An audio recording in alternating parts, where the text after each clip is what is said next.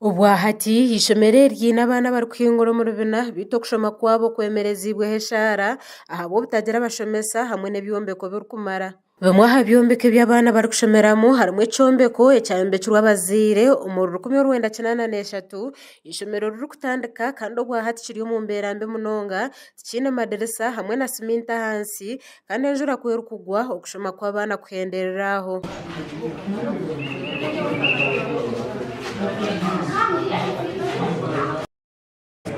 Umunyamakuru witu yaganira na Edward Birungi umuhezi wa mukuru w'ishomereri kandi yashobora hambera y'ishomereri twaliza hamwe cyombeke ekikuru ekyatandikire esomero eno hano netandikwa tikiri mu mbeera nungi okorora amadisati garumu flowers tirimu kandi abana baitu niho tukubegeseza abuyombeko butamara Birungi nagira ngo abari kujunanizibwa n'ibyo bwegese okurga Hall District ya Kakomero hamwe na no Ministry y'ebyo bwegese bakije barambura embera yo byombeko ayishomero rero kandi bajumirira okwegesa abana omucyombeko kikuzire ubwo nashobora nagira ngo kwihobwo tine cyakozirweho ekiri kubagebesereza kushomeseza obukizimbe cyo kimwe inspectors do come. Even those from Kampala, they came from the Ministry of Education, and this structure was almost condemned. But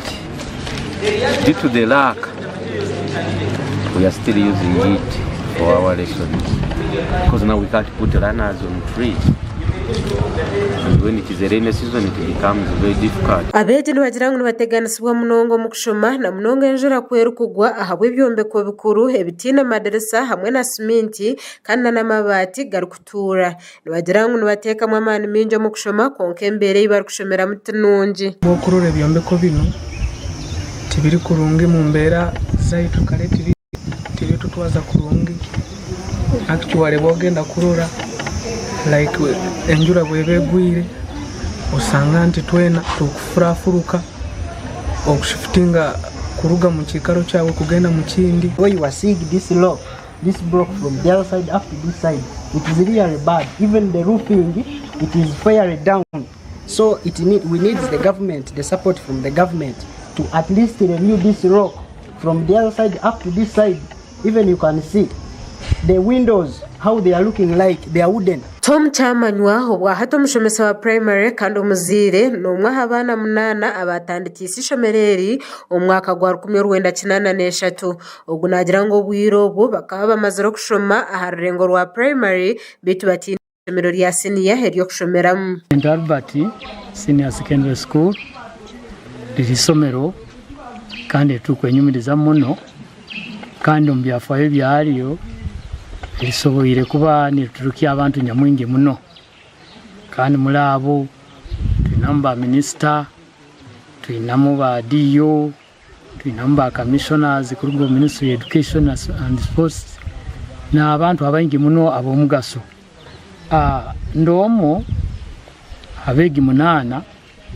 abatandike somereyo rundi bete ba pioneers somereyo netandika omwaka gwekinana n'esatu nokwicha hati Chamanywa nagira ngo neco busasi okushanga ishomero lya St Albert SS rishemesiza abantu bingi bo mugasho muhango kandi bamano muyihanga konke byombako byishomereri kuba bikiri mu mberambi kandi nabyo bitari kumara nko muzaire abukwana nyakegesezamo abana batari hansi ya batano nko muzaire nimbona nikinkakataho kandi ndira kali abantu ndi muntu wa abantu kandi ndi pioneer kuranti esomero yetu twegeiremu eri mu mbeera zikwisana zitu titugambire ngo eri kubi mune kihinguraine baitu tukusaba government yongere gitera embabazi Omurambuzi w'amashomero ahwa district ya Kakomero Mary Chofuna nagira ngo government yoteka hunduza na rishingu emaririze byombeko ebyatandikirwe habazire ahishomero with the structures which are being constructed by parents. That is a parents' initiative. For government